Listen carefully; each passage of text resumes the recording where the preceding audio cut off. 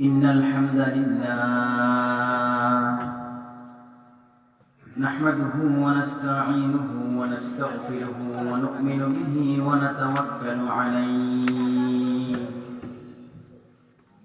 ونعوذ بالله من شرور أنفسنا ومن سيئات أعمالنا من يهده الله فلا مضل له ومن يضلله فلا هادي له ونشهد أن لا إله إلا الله وحده لا شريك له ونشهد أن سيدنا وسندنا وحبيبنا وطبيبنا وطبيب قلوبنا وأولانا ومولانا محمدا عبده ورسوله الذي أرسله بالحق إلى الخلق بشيرا ونذيرا وداعيا إلى الله بإذنه وسراجا وقمرا منيرا أما بعد فأعوذ بالله من الشيطان الرجيم بسم الله الرحمن الرحيم جاء الحق وزهق الباطل إن الباطل كان زهوقا وقال صاحب القرآن صلى الله عليه وسلم الظلم ظلمات يوم القيامة أو كما قال عليه الصلاة والسلام صدق الله المولانا العظيم وصدق رسوله النبي الأمي الكريم ونحن على ذلك لمن الشاهدين والشاكرين والذاكرين والحمد لله رب العالمين اللهم صل على سيدنا مولانا محمد وعلى آله وأصحابه وبارك وسلم يا رب صل وسلم دائما أبدا على حبيبك خير الخلق كلهم সকলেই জবান খুলে পড়ি بلغ العلا بكماله كشف الدجى بجماله حسنت جميع خصاله صلوا عليه وآله محبت جر آواز بلغ العلا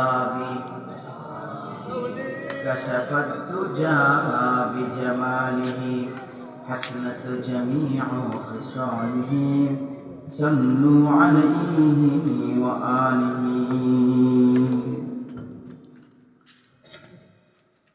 মিরপুর হায়দারপাড়া যুব সমাজের উদ্যোগে একম তাফসীর কোরআন মাহফিলের শ্রদ্ধাভাজন সম্মানিত সভাপতি উপস্থিত হযরত মুআজ্জাজ বুজুর্গ উলামায়ে কেরাম বিভিন্ন মাদারিস থেকে আগত আদিস তালাবা বিভিন্ন অঞ্চল প্রত্যঞ্চল দূরদারাজের এরিয়া থেকে সমাগত সম্মানিত সুধী সর্বপ্রথম আল্লাহ পাকের আলিশানে লাখো কোটি শুকর যে মহান রব্বুল আলামিন আজকে আমাদেরকে অত্যন্ত দয়া করে মায়া করে ভালোবেসে মহব্বত করে আজকের এই মুহূর্ত পর্যন্ত সুস্থ সবল রেখে যে মহান মালিক আমাদেরকে দ্বীনের নিসবতে কোরআনে পাকের মহব্বতে জান্নাতি আয়োজনে দিনে একটি মজলিসে আসার এবং বসার তৌফিক দিলেন তাই সকলেই দিল থেকে মহব্বত নিয়ে আবেগের সাথে ভক্তি সহকারে সমস্বরে সকলেই পড়ে নি আলহামদুলিল্লাহ লক্ষ কোটি দরুদ ও সালাম সাইয়্যিদুল মুরসালিন রাহমাতাল লিল আলামিন জনাব মুহাম্মদুর রাসূলুল্লাহ সাল্লাল্লাহু আলাইহি ওয়াসাল্লামের প্রতি সকলেই পড়ে নি সাল্লাল্লাহু আলাইহি ওয়াসাল্লাম সম্মানিত সুধী সুদূর মাগরিব থেকে নিয়ে এ পর্যন্ত আপনারা বর্তমান বাংলাদেশের শীর্ষস্থানীয় আলেমে দ্বীনের জবান থেকে গুরুত্বপূর্ণ আলোচনা শুনতেছিলেন। মাহফিলের এ পর্যায়ে আল্লাহ রাব্বুল আলামিন আমাকে আপনাদের খিদমতে হাজির করেছেন। আল্লাহ পাকের দয়া যদি শামিল হাল হয় আমি আপনাদের সামনে তেলাওয়াতকৃত আয়াত এবং হাদিসের উপরে আলোচনা করব ইনশাআল্লাহ। সময়টি শুধু আলোচনার পূর্বেই ভূমিকা স্বরূপ আপনাদেরকে কিছু কথা বলতে চাই। আমার জিজ্ঞাসা হলো, বলুন তো দেখি, বর্তমান পৃথিবী যে সিচুয়েশনে আছে, যে বর্তমান পৃথিবীর যে অবস্থা, পূর্বের পৃথিবীর থেকে বর্তমান সময়টা উন্নত হয়েছে না অবনত হয়েছে?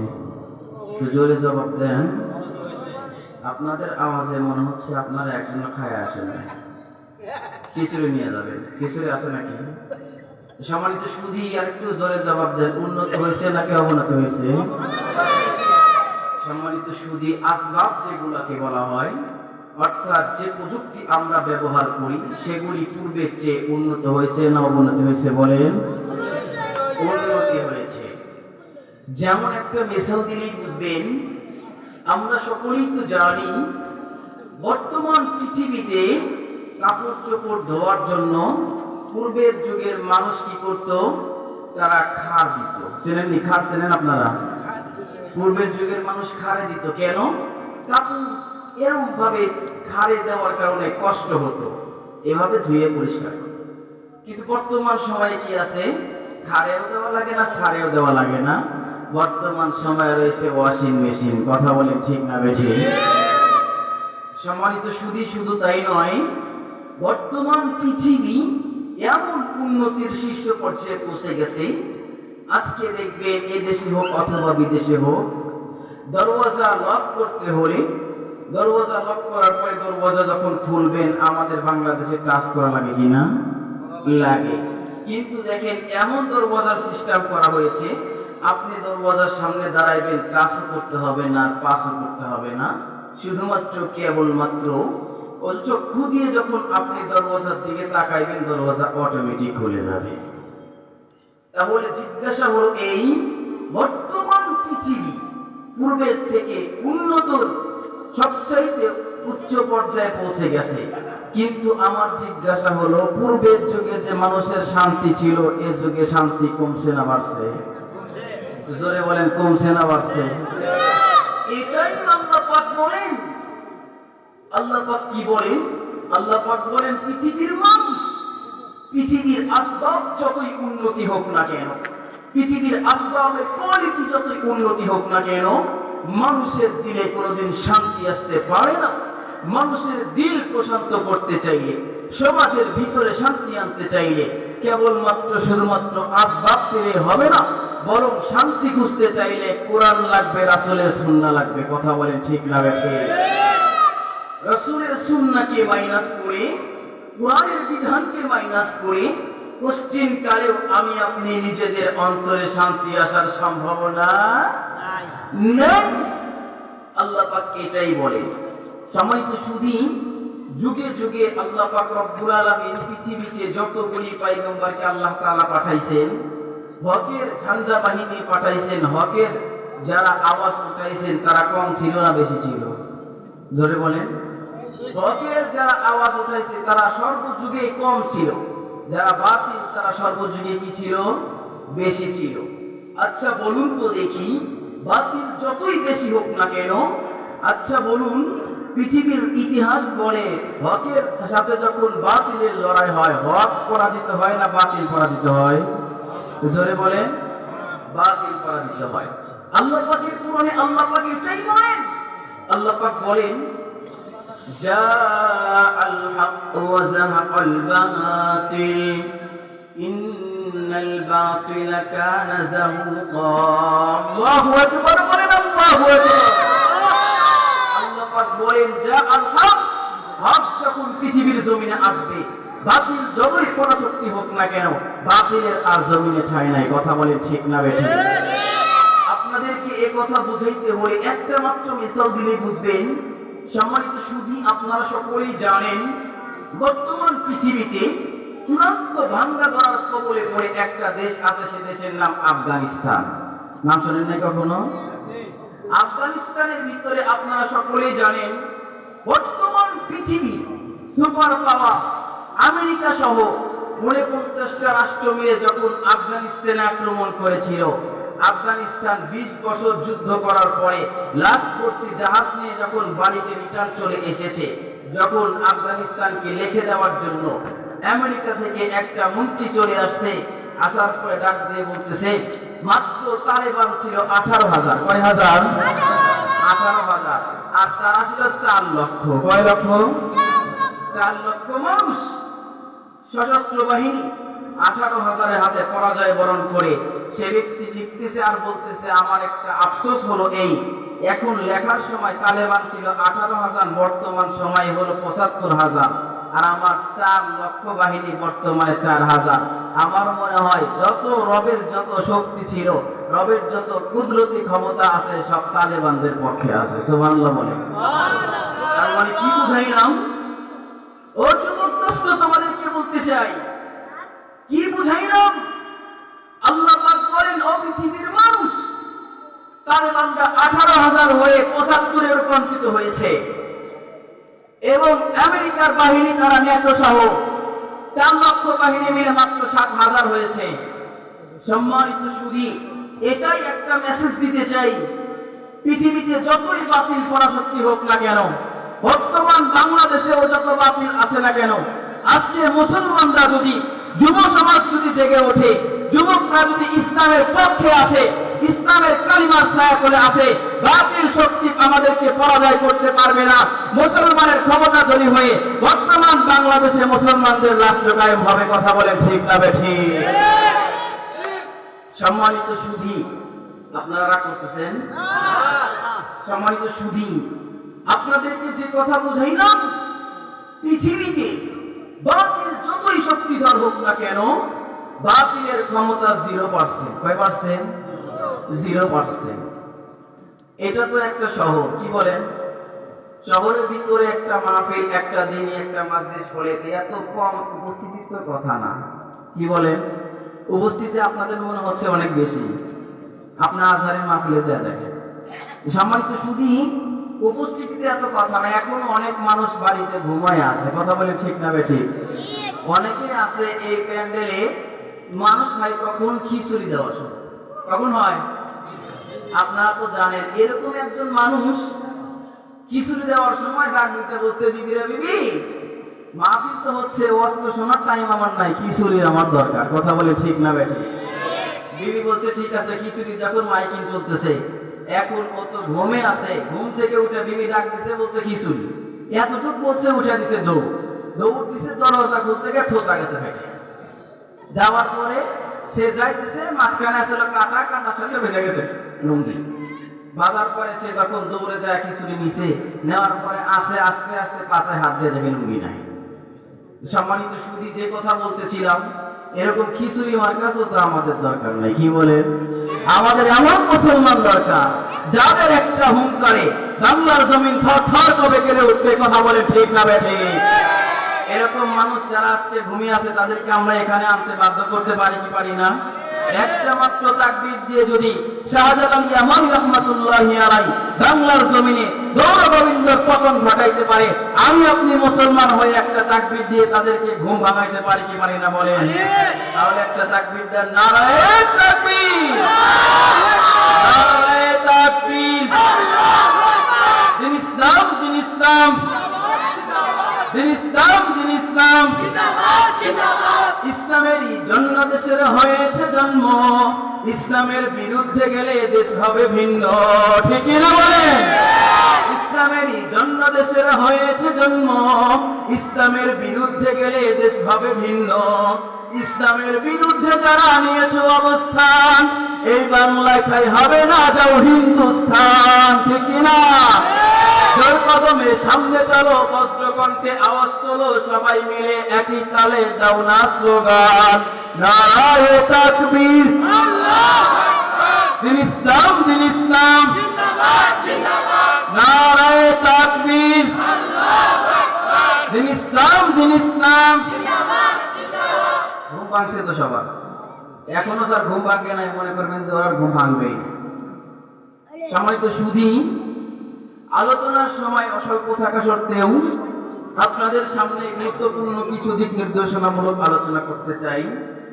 আল্লাহ রাব্বুল আলামিন তাম পৃথিবীতে যুগে যুগে যত মানুষকে পাঠাইছেন, আল্লাহ পাক ইতিপূর্বে আপনাদেরকে বলছি, হকের ঝান্ডা যাদের ছিল তাদের সংখ্যা কম ছিল না বেশি ছিল? জোরে বলেন। কম ছিল। কিন্তু হকের ঝান্ডাবাহীরা যতই কম থাক না কেন, হকের আওয়াজ বুলন্দকারীদের বিজয় হয়েছে না পরাজয় হয়েছে? জোরে বলেন। সম্মানিত সুধী, আজকে যদি আমি আর আপনি দিনের ভিতরে প্রশান্তি খুঁজতে চাই, আমাকে আর আপনাকেও তো বিজয়ের ঝান্ডাবাহী হতে চাইলে ঈমানকে প্রসিদ্ধ করতে হবে। কথা বলেন ঠিক না বেঠিক? ঈমানকে যদি আমি আপনি দুর্বল করি, তাহলে আমি আর আপনি বিজয় আনার সম্ভাবনা নেই। আচ্ছা বলুন তো দেখি, ঈমানকে যদি আমরা শক্তিশালী করতে চাই, তাহলে কি ঈমান শক্তিশালী হবে আপনাদের বাজারে গেলে? জোরে বলেন। ঈমান শক্তিশালী করতে গেলে কি ভণ্ড পীরের মাজারে গেলে কি ঈমান শক্তিশালী হয়? জোরে বলেন। ভণ্ড পীর, আমি কি মিথ্যা বলতেছি? ভণ্ড পীর আছে না নাই? আছে না নাই? বাংলাদেশে এমন অবস্থা, পীর তো কেমন, মুরিদের থেকে পীরের সংখ্যাই বেশি। কথা বলে ঠিক না বেঠে? এরকম ভণ্ড পীর আছে না নাই? শালা বাবা আছে না নাই? শালা বাবা, তুলসী বাবা, চটালা বাবা, জটালা বাবা আছে না নাই? আপনারা রাগ করতেছেন মনে হয়। সম্মানিত সুধী, আপনারা যদি আওয়াজ দেন, আওয়াজ হবে ঠিক ঠিক, আপনাদের আওয়াজে কিন্তু বাড়বে বক্তার হিট। কথা বলেন ঠিক না বেঠে? আপনারা যদি আওয়াজ না দেন, তাহলে বক্তারও হিট নাই। তো যে কথা বলতেছিলাম, তালা বাবা আছে না নাই? এরকম ভণ্ডপীর আছে না নাই? ভণ্ডপীর তো আছে, এমন কায়দায় তারা নিজের পীর মুরিদি করে, নিজেরা এমন কায়দার গান বানায়, গান দেখলে আপনার মাথা হ্যাং হয়ে যাবে। কথা বলেন ঠিক না বেঠিক? কি বলে?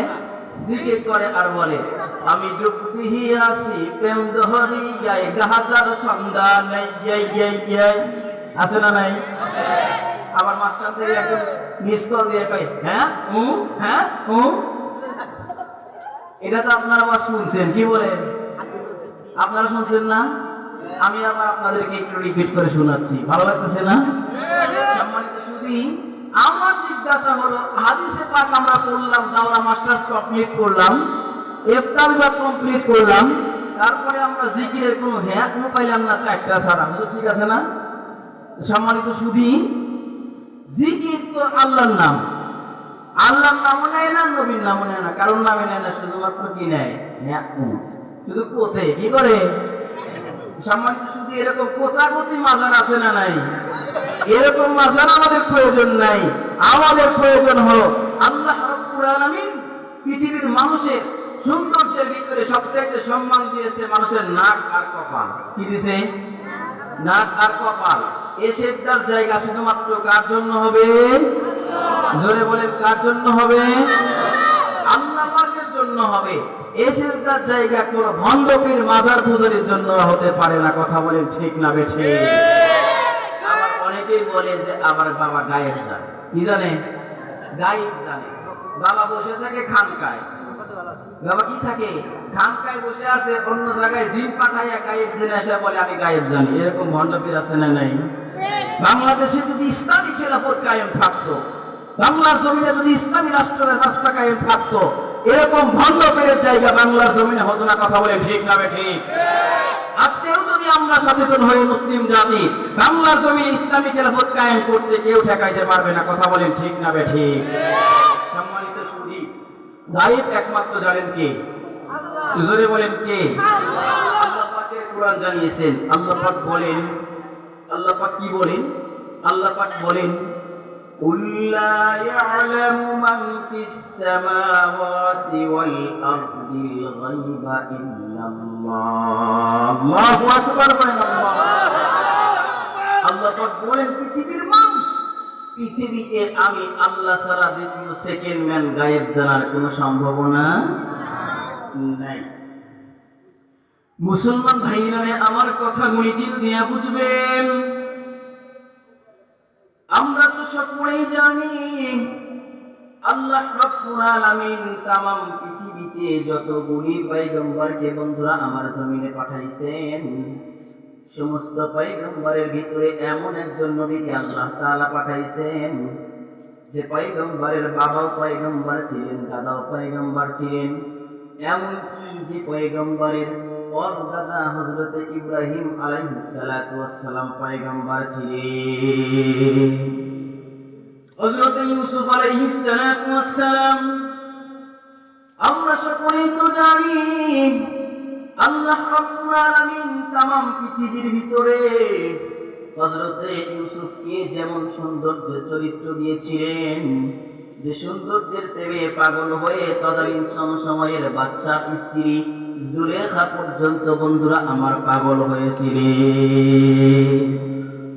লম্বা ঘটনা, সেদিকে যেতে চাই না, একটা মাত্র শুধুমাত্র পয়েন্ট উদ্ধার করতে চাই।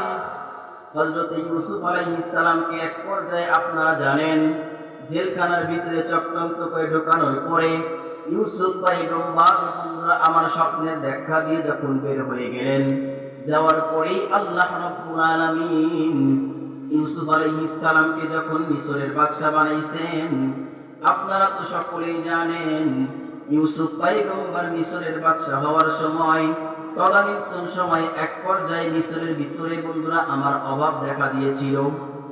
ইউসুফ আলাইহিস সালাতু ওয়াস সালাম অভাবের সময় এক পর্যায়ে ইউসুফ পয়গম্বর যখন তিনি বন্ধুরা আমার খানা বন্টন করতেছেন, ওদিক দিয়ে আমরা জানি ইউসুফ আলাইহিস সালাতু ওয়াস সালামের আরো 10টা ভাই ছিল, কি ছিল না বলেন, জোরে বলেন।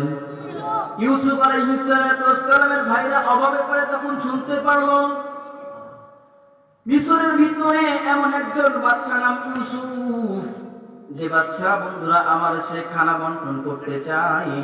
তারা যখন এক পর্যায়ে হাঁটি হাঁটি পা করে যখন বন্ধুরা আমার চলে গেছেন, যাওয়ার পরে ইউসুফ পয়গম্বর এক পর্যায়ে লম্বা ঘটনা তাদেরকে চিনে ফেলে ইউসুফ পয়গম্বর তার ভাই বুনিয়ামিনকে যখন তার কাছে নিয়ে আসছেন, ইউসুফ আলাইহিস সালাতু ওয়াস সালাম নিয়ে আসার পরে ইয়াকুব আলাইহিস সালাতু ওয়াস সালাম ইউসুফ পয়গম্বরকে হারানোর বেদনা করে ইউসুফ আলাইহিস সালাতু ওয়াস সালামের কান্না করতে করতে বন্ধুরা আমার এক পর্যায়ে চক্ষু দুইটা তার অস্থির হয়ে বন্ধুরা আমার যখন এক পর্যায়ে বন্ধ হয়ে গিয়েছিল, বন্ধ হওয়ার পরেই আপনারা জবাব দেন বর্তমান সময়ের পাতি নেতা সাথী নেতার পিছনে 2-4 জন থাকে না, থাকে না, জোরে বলেন। এমন পাতি নেতা, নেতাও হয় নাই, নেতার বোনের মেয়ের তারই মেয়ের যদি সাথে একটু সম্পর্ক থাকে বলে হামাক চিনিস, কথা কয় না কেন, এরকম বলে কি বলে না, আমি অমুক নেতার বোন জামাইয়ের বোন জামাইয়ের বোন জামাই, কথা বলে ঠিক না বেঠিক? তাহলে ইয়াকুব পয়গম্বর ছিলেন পয়গম্বর, পয়গম্বরের কাছে 2-4 জন বসে থাকতে পারে কি পারে না বলেন?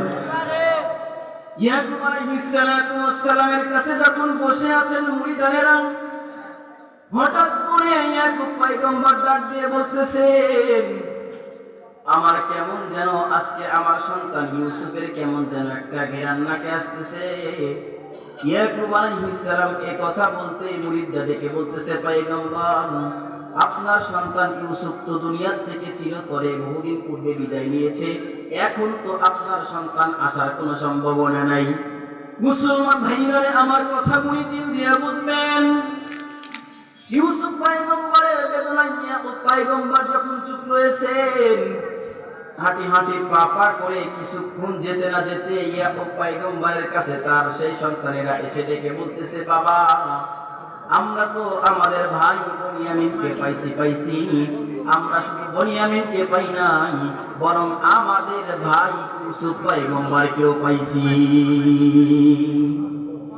এই কথা শুনতেই বৃদ্ধ বাবা যখন এক পর্যায়ে লাফায়া উঠছেন, লাফায়া ওঠার পরে এক পর্যায়ে সাহাবীরা ডেকে বলতেছে পয়গম্বর আপনার সন্তান ইউসুফ আলাইহিস সালামকে তো আপনার বাসার কিনারাতেই বন্ধুরা আমার যখন ভাইরা মারপিট করতেছে, আপনি তো তখন আপনার কোনো খবর ছিল না, আজকে আপনি এখন কেমন করে হঠাৎ করে ইউসুফ এখনো আসে নাই বরং মিশরের ভিতরে আছে, তারপরে আপনি কেমন করে আমাদেরকে এ সংবাদ জানান?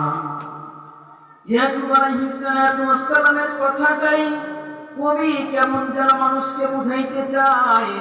কবি ডাক দিয়ে বলতেছেন একে পুরসাত আজাদম করজা প্রদান বুহাই রৌশন কে বিনি হর খেরদমান নাবুল কুলহর গুলস তসবিহ খানিস তরি দানা তরি মানা হে খানিস मोहब्बत एक अजीब शय है बयां करना नामुमकिन है न मरता हो न जीता हो अजब हालत हमारे है इश्क अव्वल दर दिले में सूट पैदा मी सवाद ताना सूजद सबअ कई परवान कई दामी सवाद जो जलाता है किसी को वो भी जलता है जरूर समाधि जल जाते हैं परवाना जल जाने की बाद सप्त दुनिया पन करेও মনের তৃষ্ণা মিটবে না বন্ধুর সাথে দেখা হলে মিটবে সকল যন্ত্রণা কথা বলেন ঠিক না বেঠিক ইয়াকুব আলাইহিস সালাম ডেকে বলতেছেন ও আমার প্রিয় সাহাবী পয়গম্বরদের কন্ডিশন আর সাধারণ মানুষের কন্ডিশনের সঙ্গে কোনো মিল নাই কারণ তামাম পৃথিবীতে আমাবস্যার রাত্রিতে ঝড় বৃষ্টি যখন বন্ধুরা আমার বয়ে আসে তখন কেমন যেন আকাশ থেকে যখন বৃষ্টি চমকায় তখন অন্ধকারের ভিতরেও কিন্তু বন্ধুরা আমার তামাম পৃথিবী আলোকিত হয়ে যায় কিন্তু যখনই অন্ধকার যখন বন্ধুরা আমার আলোটা যখন আল্লাহ পাক নিভে যায় তেমনি ভাবে যেমন নিজের হাতটা পর্যন্ত দেখা যায় না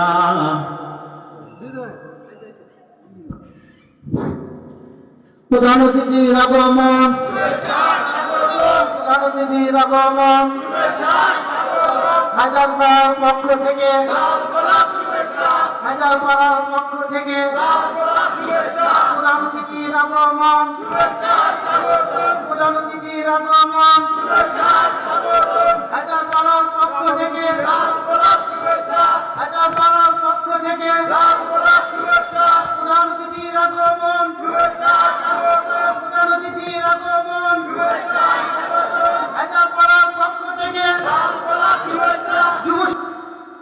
যুব সমাজ এবং মসজিদকে কেন্দ্র করে আমাদের বাচ্চু ভাই যেহেতু অনেক বড় নেতা তার দাম আশা করি অনেক বড় হবে আল্লাহ তাআলা তাকে কবুল করেন দিনের জন্য বলেন আমিন আর একটু জোরে বলেন আমিন ঠিক আছে একটু জিকির করেন সবাই এদিকে দেখেন লা ইলাহা জোরে লা ইলাহা লা ইলাহা ইল্লাল্লাহ লা ইলাহা ইল্লাল্লাহ এই কালিমার তরিলা শহীদ হইল কারবালা এই কালিমার চোখেলা শহীদ হইল কারবালা রক্তে রঞ্জিত হইল মহাপর বলেন রক্তে রঞ্জিত হইল কাউসারিল না ইল্লাল্লাহ লা ইলাহা জোরে লা ইলাহা লা ইলাহা লা ইলাহা ইল্লাল্লাহ মুহাম্মাদুর রাসূলুল্লাহ সকলে বলেন সাল্লাল্লাহু সম্মানিত সুধী এতক্ষণ পর্যন্ত আপনারা আলোচনা শুনতেছিলেন আলোচনার মধ্যে কিন্তু তিনি একটা মানুষের নাম উচ্চারণ করেছেন যার আমরা সকলে ভক্ত ছিলাম তিনি বলেন আল্লামা দেলোয়ার হোসেন সাঈদী কথা বলেন ঠিক না বেঠিক একটু বাজান আপনারা জবাব দেন আল্লামা দেলোয়ার হোসেন সাঈদীর ওয়াজ কারা কারা শুনে একটু দুই হাত জায়গা আল্লাহকে দেখা দেন নারায়ে তাকবীর নারায়ে তাকবীর আল্লাহ তুমি সকল যুবক ভাইদেরকে দিনের জন্য কবুল করো আর একটু জোরে বলেন আমিন আজকে যুবকরা যদি আল্লামা দেলোয়ার হোসেন সাঈদীর মতো যুবকরা যদি আজকে উলামায়ে কেরামকে বেশি মহব্বত করে বাংলাদেশে ইসলাম ক্ষমতায় আসবে কথা বলেন ঠিক না বেঠিক সম্মানিত সুধী জুলুম যারা করে তারা কোনোদিনও ছাড় পায় না। কথা বলেন ঠিক না বেঠিক? বিগত 16 থেকে 17 বছর পর্যন্ত আমরা অনেক সবাই জুলুমের ভিতরে ছিলাম। কথা বলেন। আজকে যারা জুলুম করছে আজকে তারা কোথায়? সম্মানিত সুধী, আজকে একজন বলতেছে পলাইছে। আজকে যারা জুলুম করেছে, জুলুম যারাই যুগে যুগে করেছে তারই পালন হয়েছে। কথা বলেন ঠিক না বেঠিক? আজকেও যদি যুব সমাজ আমাদের সামনে হাতে হাত রেখে এক ইসলামের ছায়া করে আসে, বাংলাদেশেও একদিন কালেমার পতাকা উড়বে। কথা বলেন ঠিক না বেঠিক? যুবকরা কি কালেমার পতাকা তুলবে? এখন তো ফ্রি ফায়ার আর পাবজি নিয়ে গেছে। কথা বলুন না কেন? যুবকরা আমার হাসে। আমি কি মিথ্যা বলতেছি?